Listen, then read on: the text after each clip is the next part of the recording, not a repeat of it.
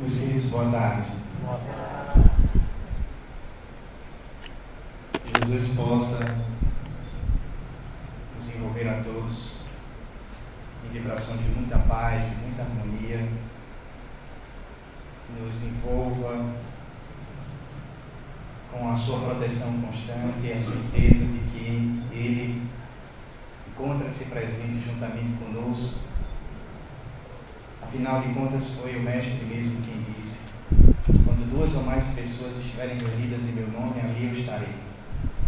Ficamos muito felizes vendo a nossa casa repleta de queridos irmãos que vieram refletir conosco sobre a universalidade do ensinamento de Jesus.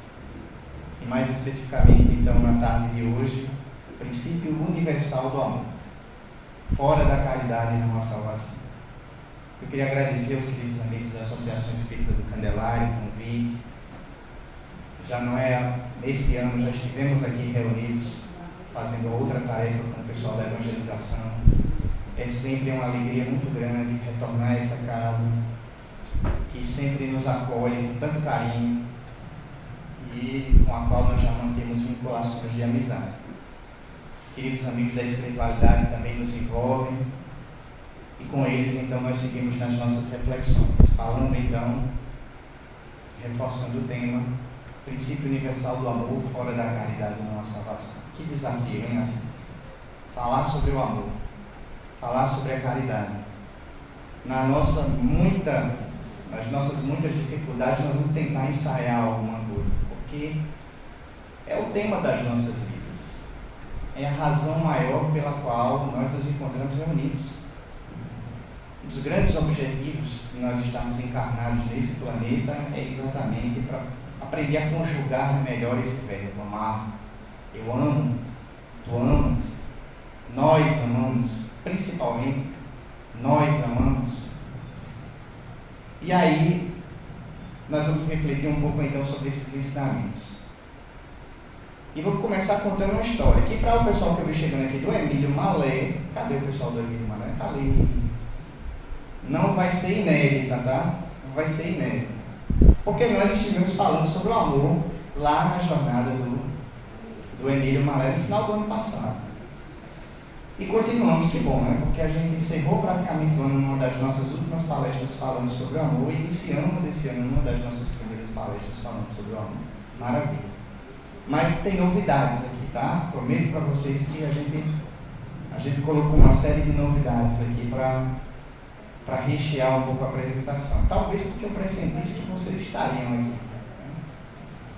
Mas temos irmãos de outras casas que vai ser difícil declinar, porque aí eu vou me esquecer. Mas estamos aqui com a presença, vocês vão me ajudar aí. Estamos aqui com a presença do CELD, estamos aqui com a presença da Sociedade Espírita Joana de Anjos, estamos aqui com, quem mais? NEB, Núcleo Espírita Eurípides Bassanufo. Tem pessoas que eu me lembro de ter encontrado no Garimpeiros, é isso mesmo, e Cruzada dos Militares Espíritas. Quem mais? Federação Espírita do Rio Grande do Norte. Esqueci de mais alguém? Esqueci de mais alguém, gente? De quem? Casa de Caridade, Caminho da Luz. Que maravilha! E eu não conheço essa casa. Olha aí. E isso é maravilhoso, sabe? Porque nós estamos então vivendo já um pouco do tema da palestra. É o momento de congraçamento. Emílio Malé, que eu já comecei falando. E esse sentimento, isso é fantástico, porque eu sempre tenho brincado nas minhas falas. Essa não vai ser inédita para ninguém, de nenhuma dessas casas nas quais eu já tenho estado alguma vez, que nós não vivemos no planeta do Pequeno Príncipe, idealizado por Saint-Exupéry, onde o Pequeno Príncipe lá tem o seu mundinho, né? Nós vivemos num mundo cheio de pessoas, mais de 7 bilhões e 500 milhões de espíritos encarnados. E tem uma razão de ser para isso. E eu penso que uma das grandes razões de ser para isso é exatamente para que a gente se ame. Amemos-nos uns aos outros. Então vamos lá. Para começar, uma pequena historinha, para quebrar um pouquinho o gelo e a gente introduzir um pouquinho o assunto. Aqui não vai ser inédita para o pessoal do Emílio Malé. E é a história de uma senhora. Aí vamos imaginar aí, quem é que me diz o nome para essa senhora? Um de cada vez, pessoal, porque se for assim todo mundo falando ao mesmo tempo, fica difícil. Vamos lá, Dona Maria, pronto. Dona Maria, ela vinha dirigindo o seu carro. Carro bonito, né? O carro de Dona Maria, bem estiloso. E aí é uma coisa bem moderna, né? E Dona Maria vinha dirigindo o carro numa estrada, vindo do interior, onde ela tinha ido resolver alguma coisa, na direção da cidade. Só que ela encontrava-se ainda naquela zona meio rural, antes de chegar propriamente na cidade, dirigindo seu carro. E de repente, não mais que de repente, Dona Maria escuta um estrondo assim muito forte, que a obriga a parar o carro no acostamento. Já era, para complicar assim a história, né? Já era finalzinho de tarde, início de noite, estava diminuindo a luminosidade, começando a anoitecer, mais ou menos assim essa hora que nós nos encontramos agora, um pouquinho mais. As luzes naturais do sol já começavam a ceder, e Dona Maria, então, à custa de algum sacrifício, conseguiu colocar o carro no estacionamento, no acostamento, e ficou naquela situação de ansiedade, né? E agora, o que é que eu faço? Eu saio do carro, não saio do carro, ai meu Deus do céu. Para complicar a situação, ela pensou em que vou pegar o telefone e vou ligar para alguém, né? E aí, a lei de Murphy nessas horas é complicado, né? Não tinha sinal de celular. Eu não sei se o celular dela era TIM, mas não tinha sinal de celular. E aí ela não podia ligar para ninguém. E ficou com medo, né? Ficou com medo. Deixou-se dominar pelo medo. E no medo ela travou-se e ficou dentro do carro ali sem saber o que é que tinha acontecido. E para piorar ainda mais a situação, ela começa a perceber um vulto se aproximando. Um vulto. E aí ela não sabia se tinha mais medo, se era um espírito encarnado ou desencarnado, né? Diz Allan Kardec que é para a gente ter mais medo dos encarnados, que de regra os desencarnados, né, não tem como, né, muitas vezes vem até para nos socorrer. Mas aí foi que ela ficou com mais medo ainda. E agora, meu Deus do céu? E aquele vulto se aproximava do carro dela, vinha com a direção certa. E era um homem, ela começou a perceber que era um homem. Esse homem tinha uma enxada sobre os braços, o coração dela começou a bater a 300 batimentos por minuto. E aquele homem que tinha acompanhado basicamente toda a cena chega perto do carro dela. E a gente vai ter que dar um nome para esse homem também, hein? Vamos chamar ele de quê? Seu o quê? Seu João? João ou José? José? Vamos lá, ele era o seu José, então, tá certo? Porque ou é pai de Jesus, ou foi, né, companheiro de trabalho, tá tudo dentro da mesma, né? E aí o seu José se aproximou do carro lá que estava a Dona Maria, e já identificando que ela estava nervosa, ele começou a falar que os vidros estavam todos fechados, né? Ela estava trancada dentro do carro. E aí o seu José olhou para a Dona Maria e disse assim: olá, eu sou o José, eu vi tudo o que aconteceu. O pneu do carro da senhora está furado. Está furado o pneu do carro da senhora. Mas a senhora não se preocupe não, que eu posso te ajudar a trocar esse pneu. E a senhora, se quiser, não precisa nem sair do carro. Olha aí o José. Porque eu estou reparando que o carro da senhora, esses carros super modernos, a senhora basta abrir aí o capô, que eu pego o pneu, pego o estepe, troco, pode ficar tranquila. E ela meio ainda dominada pelo medo, pelo temor, mas diante daquela situação foi se sentindo um pouco mais tranquila e abriu o capô. E aí o José começou a trocar o pneu e começou a conversar para tentar acalmá-la diante daquela situação. A noite já caía. E aí ele foi entabulando uma conversa qualquer, ela foi se sentindo mais à vontade, e aí o José rapidamente trocou o pneu, consertou o pneu do carro da Dona Maria. É Maria, né? É porque toda vez que eu conto essa história eu peço os nomes, aí às vezes eu confundo. Aí a Dona Maria, no final de tudo, já tinha baixado o vidro, já estava se sentindo mais à vontade, fez aquele movimento natural, né? Qual é o movimento natural? Foi tentar mexer nos seus haveres ali, abrir a sua bolsa e tentar de alguma forma dar algum dinheiro que pagasse, aliás, com muita justiça, aquele homem que havia lhe tirado de uma situação bem dificultosa. Imagina aí se não tivesse aparecido ninguém, a noite tivesse caído completamente, ela ali no meio do nada ainda. E aí o José olha para ela e diz, não precisa, eu fiz isso, eu te ajudei de coração, não precisa me pagar não, para mim foi uma alegria ter podido ajudar a senhora. Agora, se a senhora quer me retribuir de alguma forma, faça o seguinte, na primeira ocasião que a senhora puder, ajude alguma pessoa, não quebre esse ciclo, e quando a senhora encontrar alguém, Dona Maria, que está passando por alguma dificuldade, e se a senhora tiver em condições de ajudar, lembra que um dia a senhora furou um pneu e veio José, lá do meio do mato, e te ajudou. E aí a senhora ajude essa pessoa também. Se a senhora fizer isso, é o melhor pagamento que a senhora pode me dar. Não quebre esse ciclo. Ela ainda ofereceu carona para ele, disse, não precisa, eu moro aqui pertinho ainda, afastado da cidade, vou caminhando, olhando as estrelas, refletindo sobre a vida, não precisa mesmo, está tudo tranquilo, vá em paz e lembre disso, mantenha esse ciclo funcionando. E aí a Dona Maria saiu, e diante daquela situação, talvez porque o medo, a gente tem aquela relação instintiva, o nosso centro gástrico aqui começa a trabalhar, deu um rói-rói na barriga da Dona Maria, ela ficou com fome. E aí, assim que ela chegou na cidade, ela decidiu então parar na primeira lanchonete, para que ela pudesse então tomar um lanche, já ainda com a mente dela a mil, pensando naquela situação, ela teve um encontro inesperado com a caridade. E aquilo é algo que é transformador na vida de qualquer pessoa que passa por uma situação como essa, principalmente quando não espera.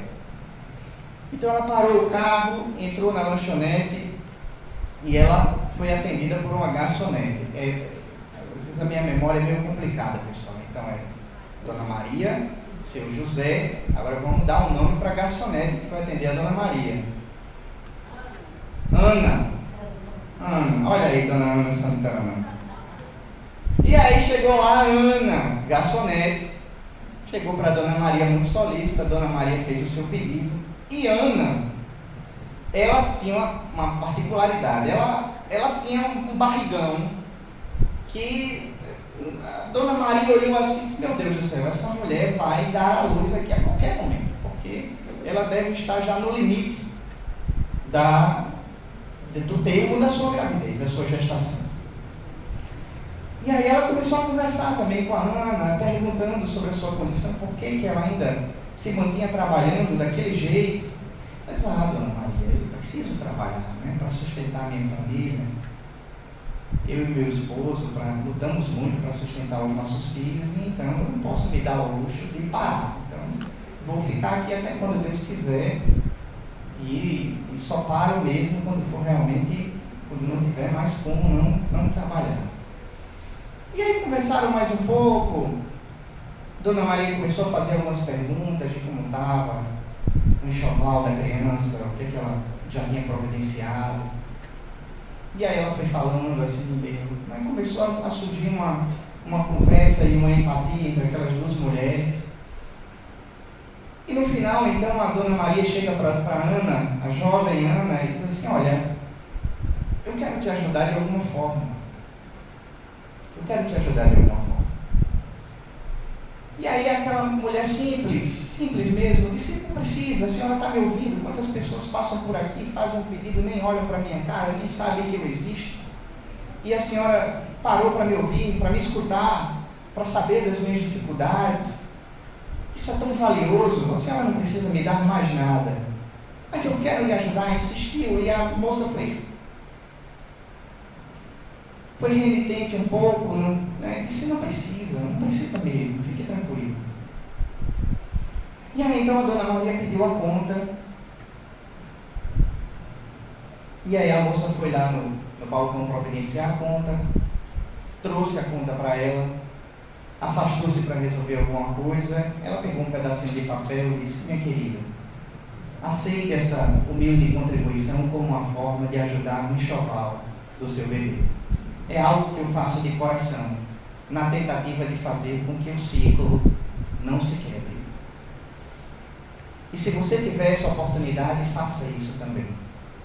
Mesmo nas suas dificuldades, ajude alguém. Com uma palavra, com um gesto, de alguma forma. Vamos tentar fazer com que esse ciclo não se quebre. E deixou uma importância que dava para pagar umas 20 ou 30 refeições que ela fez, uma quantidade de dinheiro bem grande. O animal que vivia que era na notinha dela era aqueles aquáticos, né, que vivem na água. E aí ela deixou aquela contribuição. Ainda estava na sua limitação da caridade material mesmo. Era o que ela tinha naquele instante.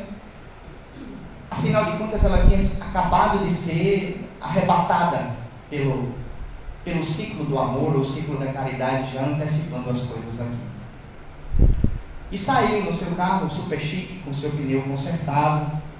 E a Ana, quando chegou, que abriu a conta, tomou um susto, leu o bilhete, ainda procurou um lado, o outro, para ver se encontrava a Dona Maria. Afinal de contas, era uma quantidade significativa que ajudaria bastante as suas necessidades materiais.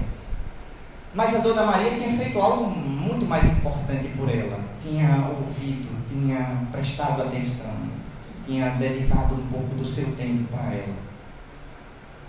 E aquela empatia ficou. E aí, no final do expediente, a Ana sai na direção da sua casa, mergulhada então naquele acontecimento, ainda digerindo tudo o que acontecia, mas também, naturalmente, com muita felicidade, porque aquela quantia ia fazer uma diferença significativa na sua vida. Sai do seu local de trabalho, pega as suas conduções, vai se encaminhando para a sua casa, distante de onde ela trabalhava.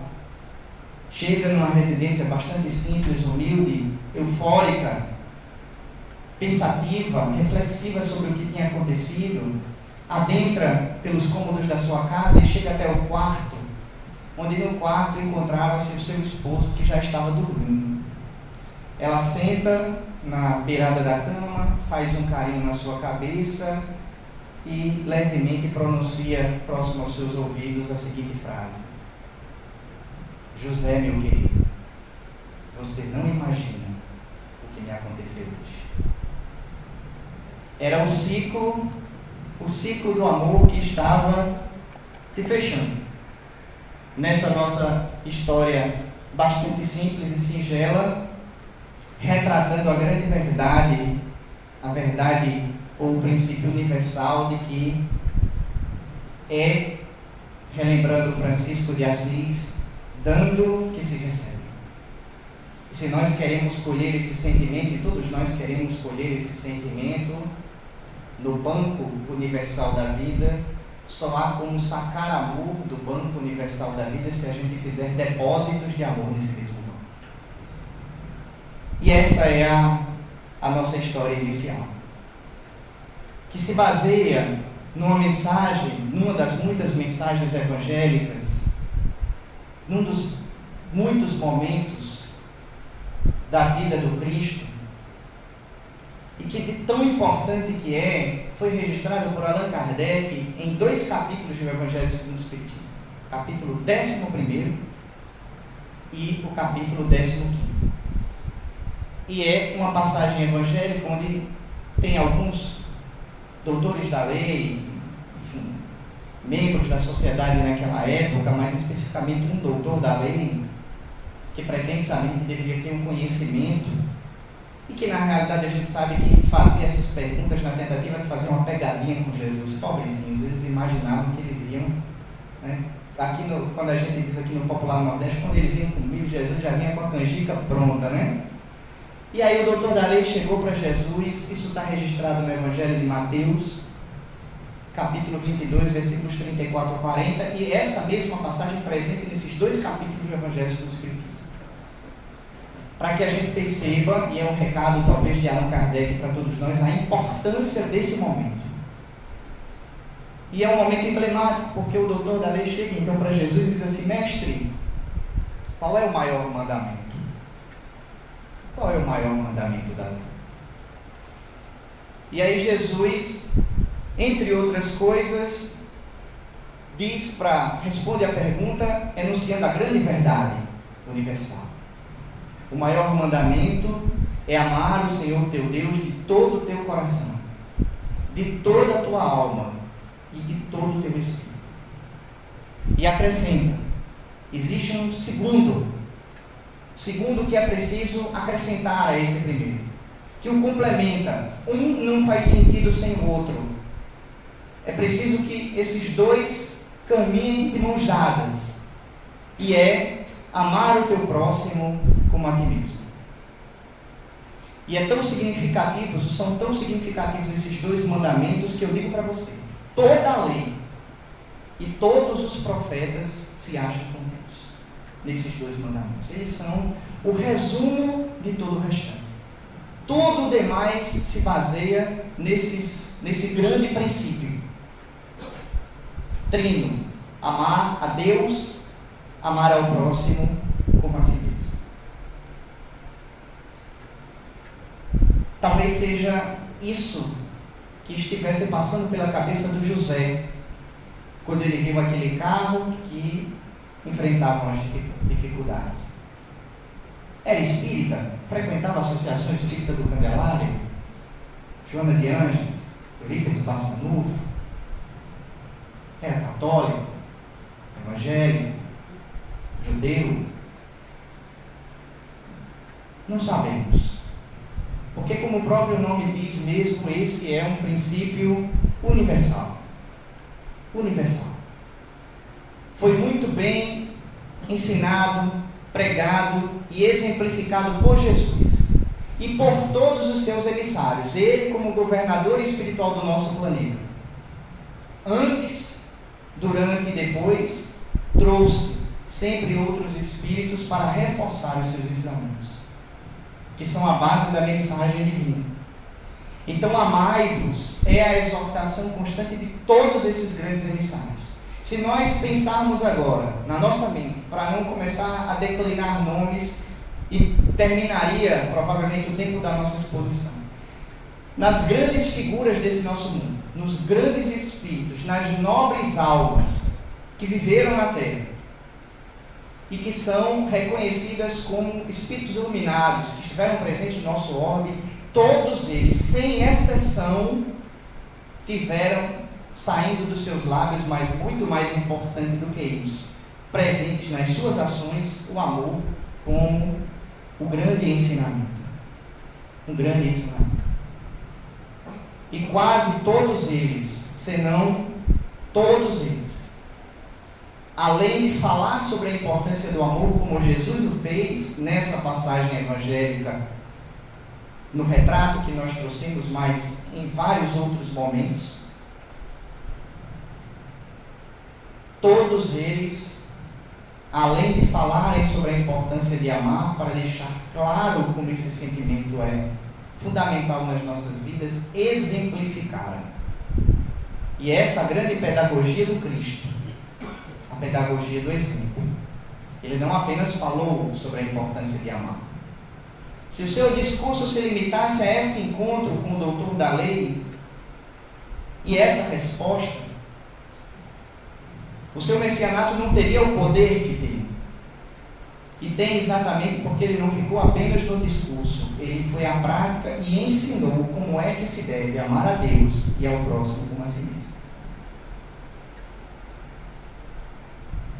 No campo de trabalho das lutas santificantes da terra. E aí nós começamos a pensar que exemplo nós poderíamos trazer para registrar esse instante. E principalmente a universalidade desse sentimento. Que não é privilégio de nós espiritistas. E inclusive não é privilégio de nenhuma das denominações cristãs, inclusive. Mesmo as correntes de pensamento que não são fundadas no exemplo do Cristo, pregam o amor e respeitam a mensagem do Cristo exatamente como uma mensagem de amor. E aí nós nos lembramos então de um exemplo. Porque em outro momento, Jesus Cristo, olhando para os seus discípulos e talvez querendo dar um grande motivo para que eles pudessem colocar em prática esse nobre sentimento, essa nobre virtude, esse grande princípio, ele disse mais ou menos assim: olha, toda vez que vocês fizerem a qualquer um desses pequeninos, toda vez que vocês fizerem a qualquer um desses pequeninos, é o que, dona Santana? É a mim que está fazendo. Muito bem, dona Santana. É a mim que faz isso. É a mim que faz isso. E aí então, eu me lembrei de uma passagem que envolve, nós falamos das grandes almas, e nós buscamos trazer o exemplo de Madre Teresa de Calcutá. Madre Teresa de Calcutá, entre as suas muitas atividades, era reconhecida por uma atividade extremamente nobre e que algumas pessoas olhavam com certo descrédito, porque elas imaginavam que ela estava perdendo energia, gastando tempo, fazendo o que ela fazia, porque ela andava pelas ruas de Calcutá e ela recolhia moribundos que se encontravam já praticamente no limite das suas forças físicas.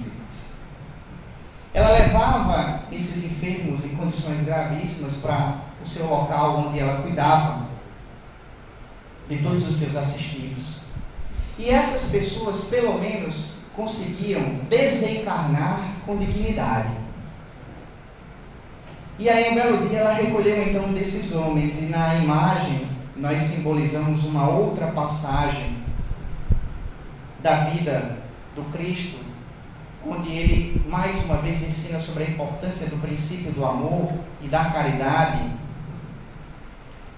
que é a passagem belíssima do bom samaritano. Então, quando a gente estava procurando fazer esse slide, eu pensei em colocar uma imagem de um mendigo, de uma pessoa já que simbolizasse essa figura do moribundo.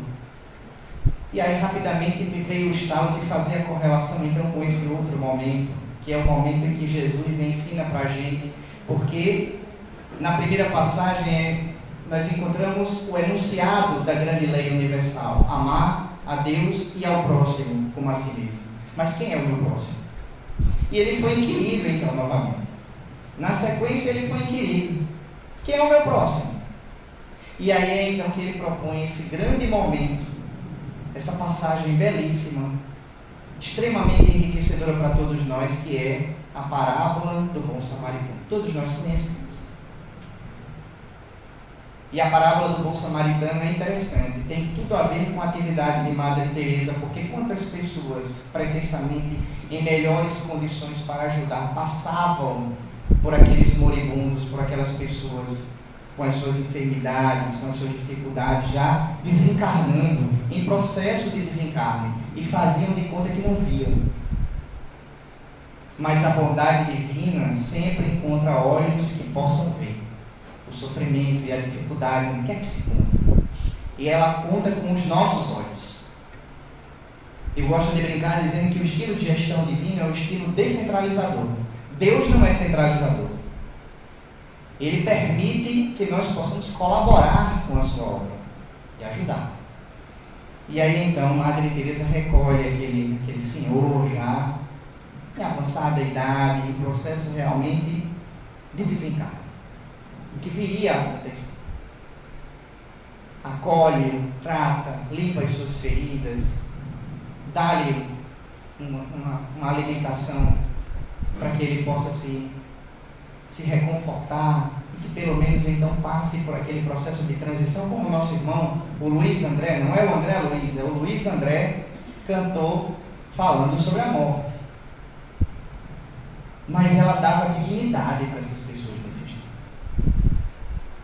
E aí então aquele homem olha profundamente nos olhos daquela senhora, que era a caridade em pessoa, era o amor, era a mensagem do Cristo corporificada na terra, e faz uma pergunta para ela: qual a sua religião? Eu não sei, talvez o desejo naquele instante, percebendo que era o momento já supremo para tentar entender o que é que motivava aquela mulher, porque aquilo deveria ser realmente o caminho certo a ser seguido. Qual é a sua religião? O que é que te motiva? Que pelo menos eu desencarne com a certeza de qual é o caminho que conduz a Deus, porque certamente, se há um caminho que conduz a Deus, é esse que essa mulher está trilhando, me dando a condição de ajudar. A resposta de Madre Teresa é emblemática, e ela tem tudo a ver com o amor ser princípio universal e não estar fundado em religiões. Ser mensagem divina que se espraia sobre todos os cantos do universo. A minha religião é você. A minha religião é você. Não é nada que me motive acima de qualquer condição e convicção filosófica, científica, religiosa. O que me move, o que me motiva é você. E aí aquele homem faz então uma segunda pergunta, principalmente porque no contexto de onde Madre Teresa se encontrava, nós ainda temos os vários deuses sendo cultuados. E aí ele pergunta então: e qual é o Deus que a senhora serve? Qual foi a resposta que Madre Teresa deu? Todos assim de uma vez fica difícil para me entender, pessoal. Então vamos lá. Qual foi a resposta que Madre Teresa deu àquele homem? Vocês estão com vergonha, né? Eu pensei que ia todo mundo responder rapidamente. Regina, minha querida, qual foi a resposta que Madre Teresa deu àquele homem? Qual é o Deus que a senhora serve? É o do amor. É o do amor. Mas o amor é o amor ao próximo.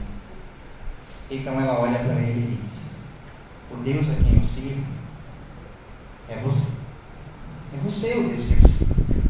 É você, porque eu vejo Deus em você. Afinal de contas, não é isso que Jesus recomendou? Amar a Deus amando o próximo como a nós mesmos. Não há como amar a Deus sem amar ao próximo, amando-se. E a melhor forma de demonstrar que nós amamos o Supremo Pai do Universo é amando os seus filhos, nossos irmãos. Afinal de contas, Dona Santana costumava dizer sempre isso, né? Quem beija os lábios do meu filho adoça os meus, né? É mais ou menos assim, Dona Santana? Né? Então, ora, como é que a gente pode agradar melhor o Supremo Pai? Ajudando seus filhos. Na hora que a gente ajuda os seus filhos, nós estamos naturalmente fazendo o que de melhor nós poderíamos fazer para o Pai, por excelência. Se nós que somos pais e mães, ainda muito imperfeitos, conseguimos ter esse sentimento, imagine o Supremo Pai. Então nós pensamos nesse exemplo como um exemplo fantástico para definir a essência do ensinamento. E se eu não tiver amor? E se eu não tiver amor? O que será de mim? Se eu insistir em não seguir esse princípio, o que será de mim?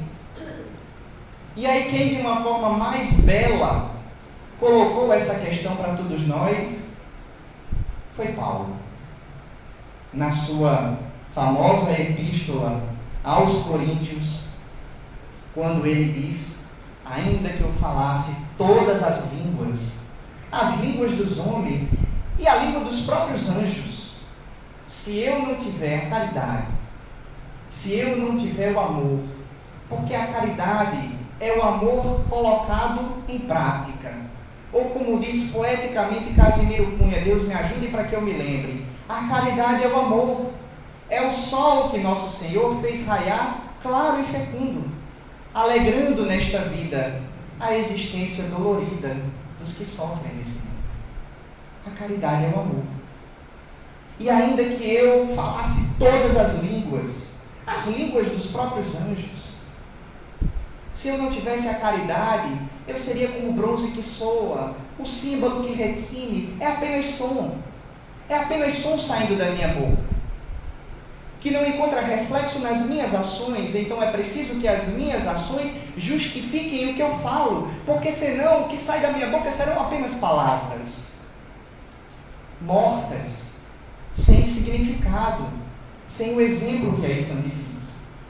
Ainda quando eu tivesse o dom da profecia, que eu penetrasse todos os mistérios, tivesse a perfeita ciência de todas as coisas, mesmo quando eu tivesse toda a fé possível a ponto de transportar montanhas, sem a caridade isso de nada me serviria. Afinal de contas, a fé sem obras, ela é morta. A fé deve ser o grande motivador, o grande agente propulsor para que a gente coloque em prática aquilo que a gente crê. Senão, ela é apenas crença. É preciso fazer a diferença. E a diferença se faz indo ao campo de batalha. E, relembrando mais uma vez Paulo em outro momento, combatendo o bom combate. Arregaçando as nossas mangas. Arregaçando as nossas mangas. Não temos mais tempo a perder. Há quantas encarnações a gente vem nessa luta, com esse desafio, na escola da vida, sendo reprovado, ficando em recuperação na disciplina do amor. Precisamos passar agora por média e com louvor. E temos um grande mestre, não podemos botar a culpa no professor. Porque o mestre é o mestre dos mestres, é o mestre por excelência. Então a gente tem que começar a colocar em prática. Quando eu tiver distribuído os meus bens para alimentar os pobres, e houvesse entregado o meu corpo para ser queimado, sem a caridade, tudo isso de nada me serviria, porque a caridade também é mais do que simplesmente a benemerência, a beneficência. Lembremos do exemplo da Ana, com a Dona Maria, quando ela queria ajudá-la.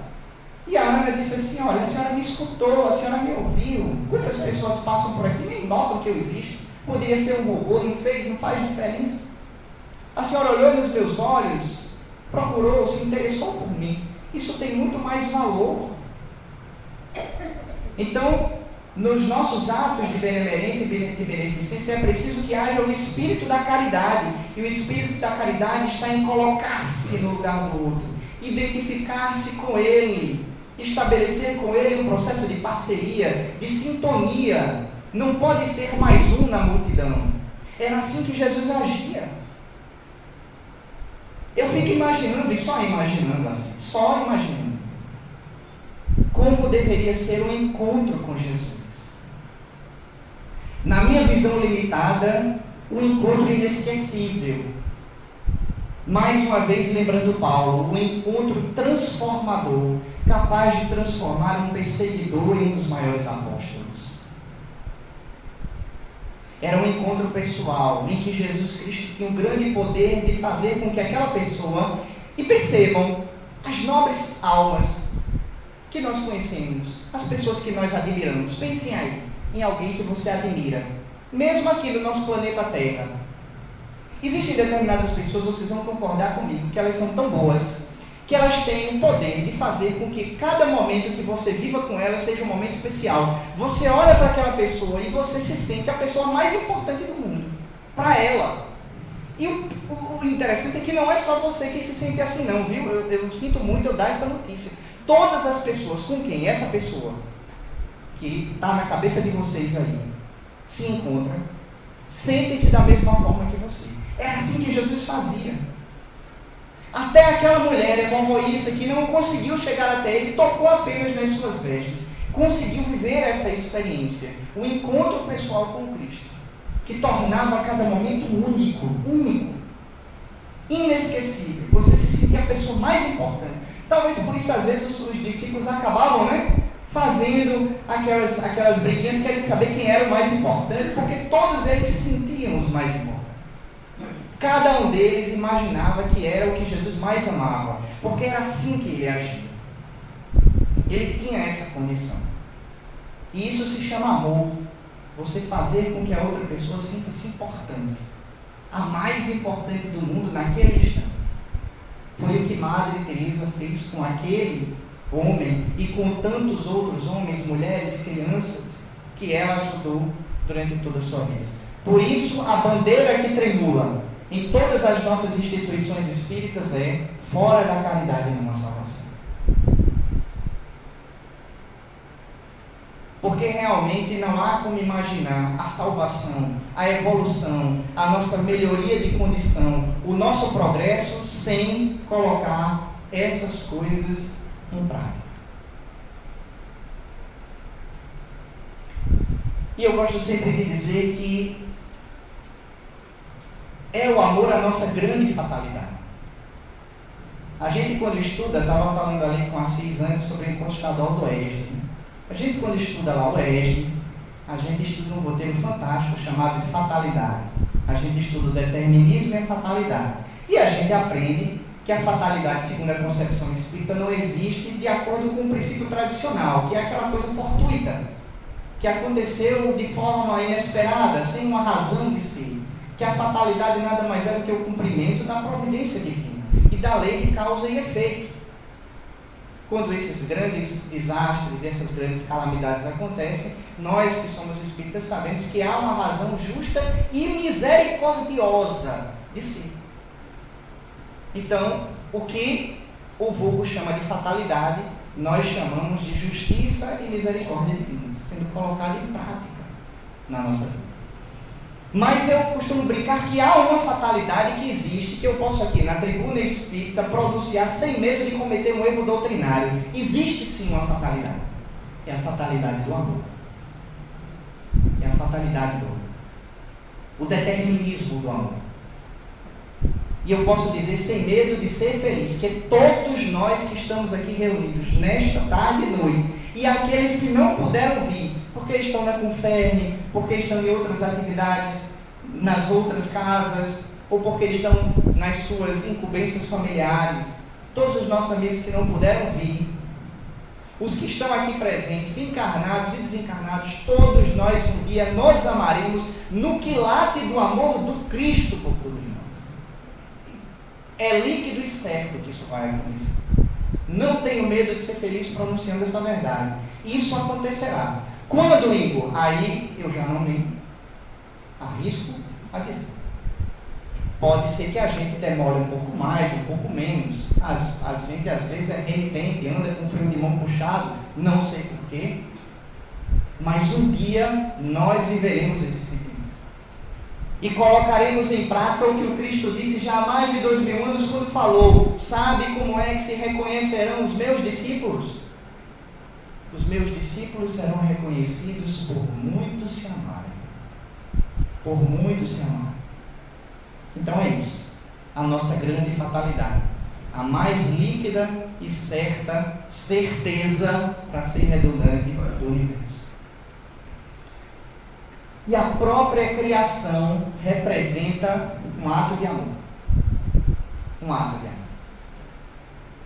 Estava conversando essa semana anterior e esse final de semana, por razões que eu vou dizer agora e depois complementar, foram uma semana muito reflexiva para essa nossa palestra.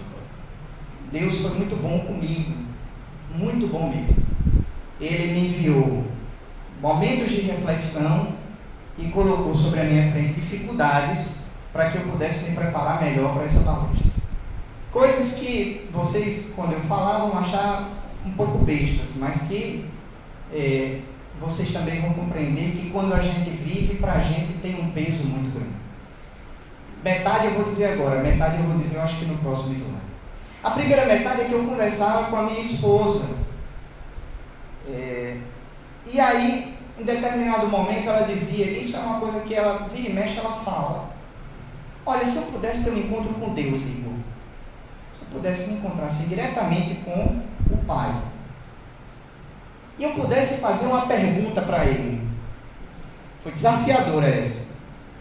Se eu só tivesse uma pergunta para fazer para Ele, só uma, eu ia perguntar assim para Ele, ô meu Pai, por que você continua criando? Por que você continua criando?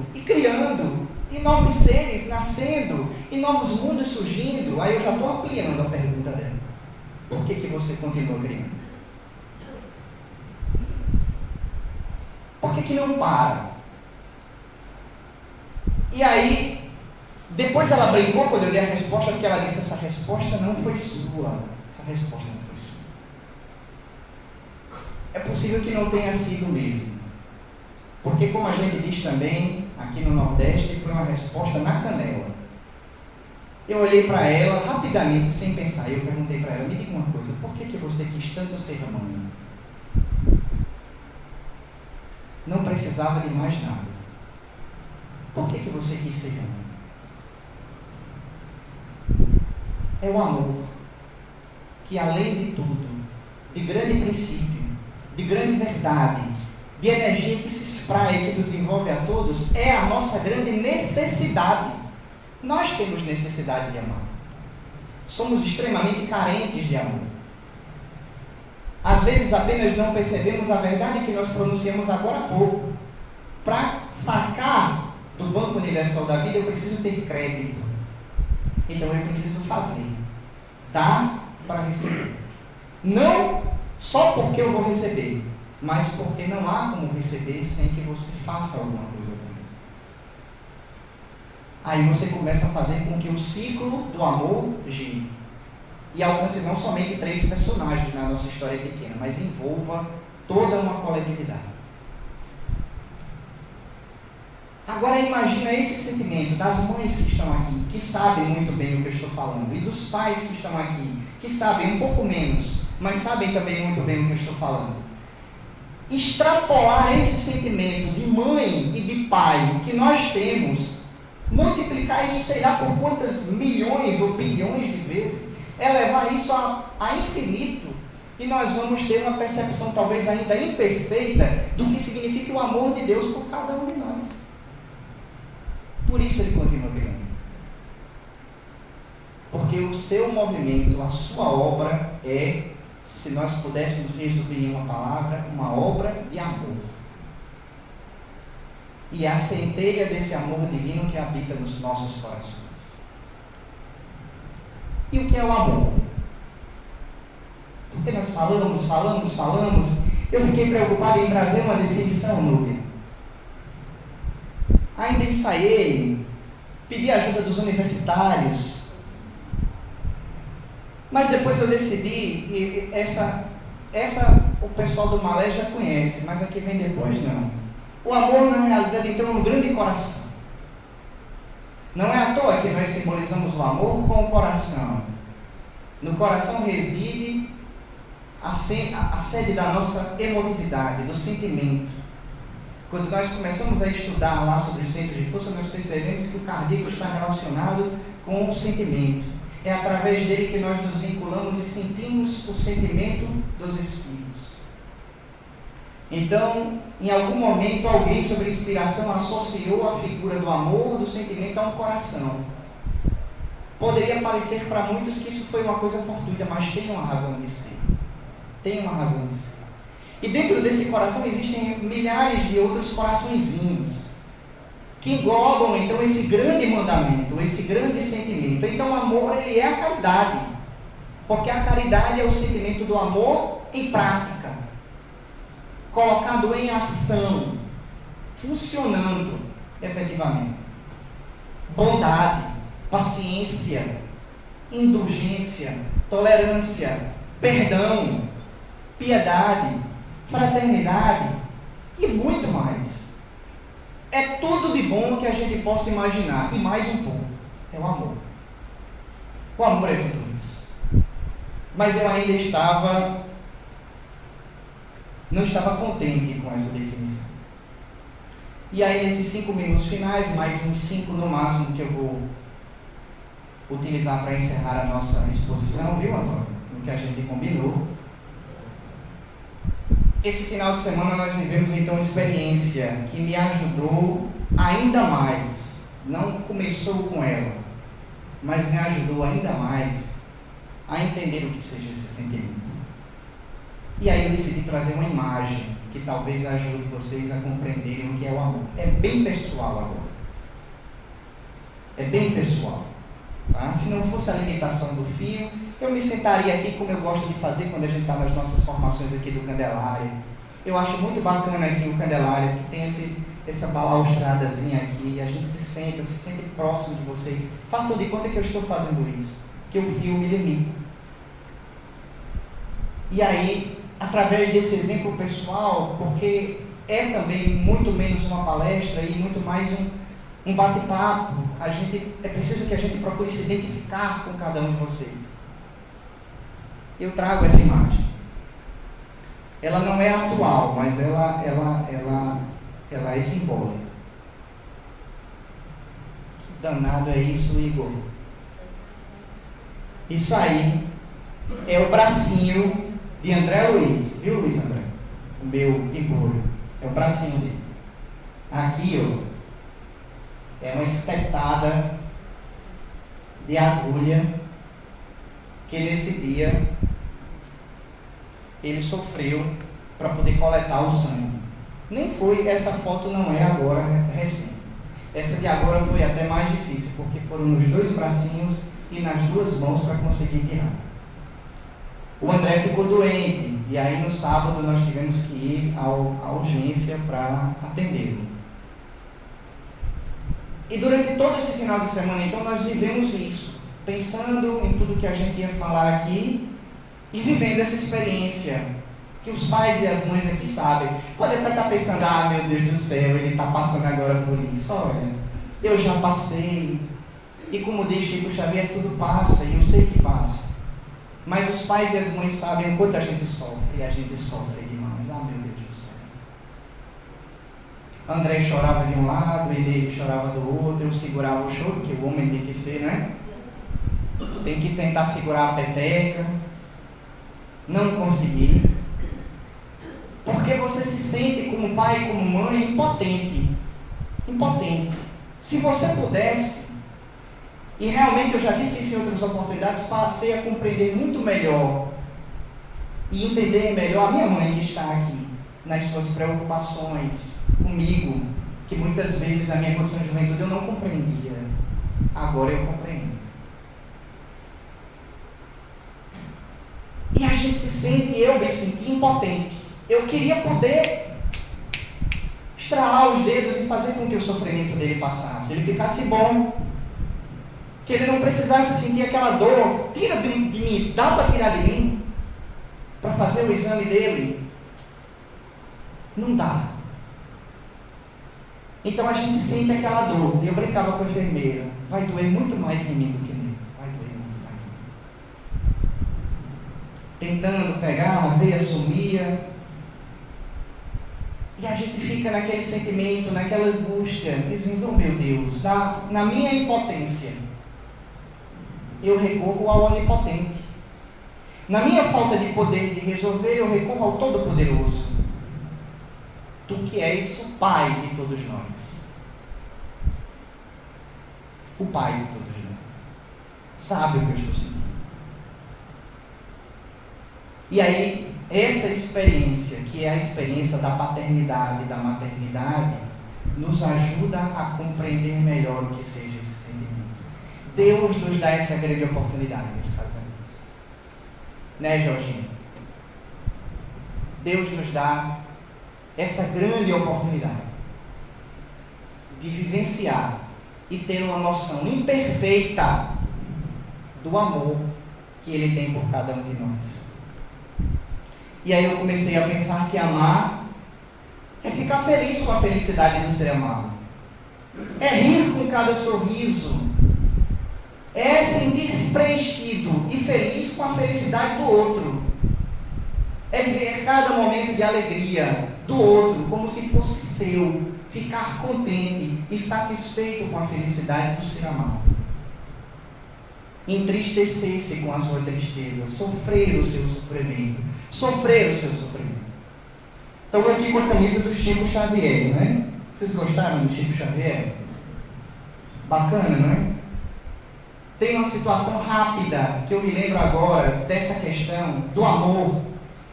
Que uma senhora chegou lá para o Chico e aí o marido dela havia desencarnado, ou o marido, ou um ente querido, não vou me lembrar agora.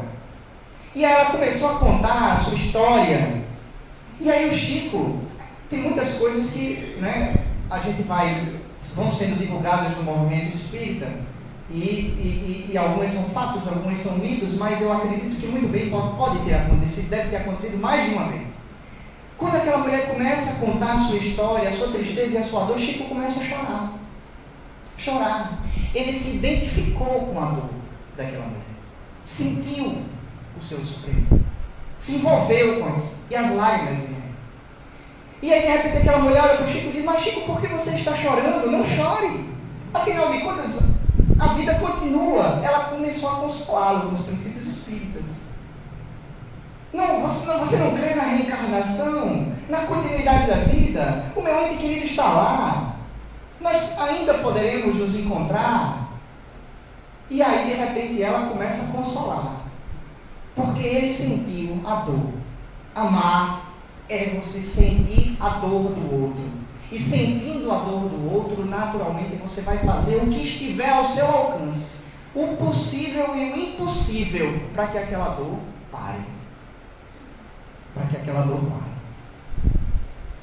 Tentar fazer o possível e o impossível para aliviar.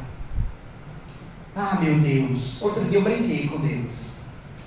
Numa dessas doenças eu disse: ah, meu Deus, passa para mim. Quem já fez isso aqui? Ninguém, né? Ei, Rosineide, ninguém. Passa para mim, meu Deus, passa para mim. Aí ele passou. Assis. Passou. Eu depois só fui me queixar com ele dizendo: olha, o senhor só esqueceu de tirar dele. Porque quando eu pedi para passar para mim, era para tirar dele também, não era para ficar os dois doentes. Ousei brincar com a divindade. A nossa relação de pai e filho permite isso. Permite isso. É orar pelo outro antes de orar por si. É pedir pelo outro antes de pedir por si. É lembrar do outro antes de lembrar de si. É fazer pelo outro antes de fazer por você mesmo. E oferecer a própria vida em sacrifício, se for preciso. Se for preciso.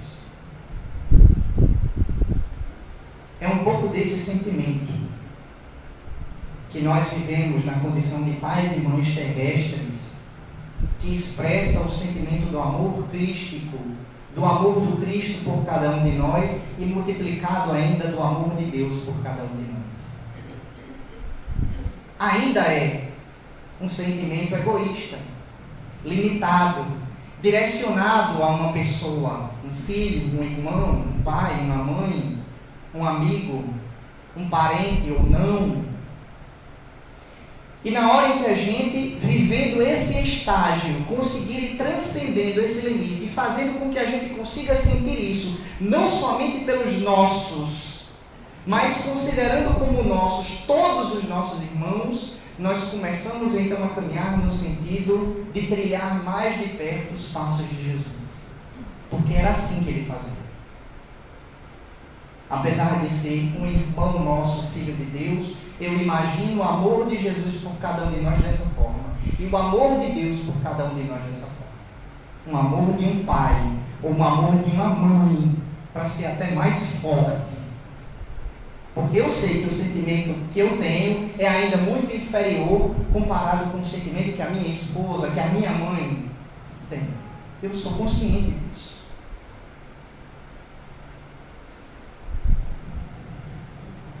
Então eu não tenho palavras, meus caros amigos, já quase finalizando a nossa palestra nessa noite, para definir o que é o amor. Eu não tenho. Eu não tenho. mas Deus me deu, e eu agradeço a Deus por isso, a grande oportunidade de viver a experiência. Limitado ainda. Um amor ainda capenga, que precisa amadurecer, que precisa conquistar a plenitude que tanto Joana de Ângeles nos fala, a maturidade, alcançar o maior contingente de pessoas, estender-se e envolver a todos. Mas nós estamos estagiando, nós estamos treinando, devagarzinho a gente chega lá. Afinal de contas é a nossa grande fatalidade. Mas o que é o amor, meus caros amigos? O amor é linguagem universal, é princípio universal, tanto recomendado por Jesus. É caminho, verdade, vida e luz, a mais nobre virtude divinal. Uma fonte abundante, especial, que tem alta significação. É capaz de fazer transformação. Seu poder é demais ilimitado. O amor é o tema mais cantado pelos seres de toda a criação. O amor prepondera e tranquiliza, equilibra, sustenta e dulcifica, salva, educa, constrói, dignifica, nutre, eleva, conforta e dinamiza, edifica, libera e canoniza, é a base da resignação, um sublime processo de união onde o homem se sente realizado. O amor é o tema mais cantado pelos seres de toda a criação. O amor é constância, caridade, reverência, respeito, sintonia, excelência, pureza e harmonia, confiança, solidariedade, gentileza, atenção, afinidade, altruísmo, partilha, gratidão, sentimento, carisma e união. Um tesouro sublime e abençoado. O amor é o tema mais cantado pelos seres de toda a criação. O amor é suave, valioso, compassivo, sincero, deslumbrante, desejado, solene, exuberante, doce, puro, espontâneo, primoroso, necessário, vital e prazeroso, um remédio para a regeneração, que dá força, revitalização, deixa o homem potente e confortado. O amor é o tema mais cantado pelos seres de toda a criação. O amor faz o homem se sentir renovado, dinâmico e competente, corajoso, tranquilo e contente, motivado para contribuir, partilhar, ensinar e prosseguir, trabalhando com fé, disposição, satisfeito com sua condição, retribui, diz: ó Deus, muito obrigado. O amor é o tema mais cantado pelos seres de toda a criação. Na adaptação do texto do José de Souza Dantas, nós também agora dizemos, meus caros amigos, muito obrigado, muita paz, que Jesus nos abençoe. Vamos vivenciar esse sentimento, vamos vestir essa camisa e vamos fazer com que nesse ano de 2013, esse ciclo, o ciclo do amor, não se quebre, encontre cada vez mais elos e que cada vez nós possamos inundar esse nosso planeta do sentimento do amor, da presença de Jesus em nossos corações. Muita paz, meus queridos, muito obrigado pela paciência, que Jesus nos abençoe.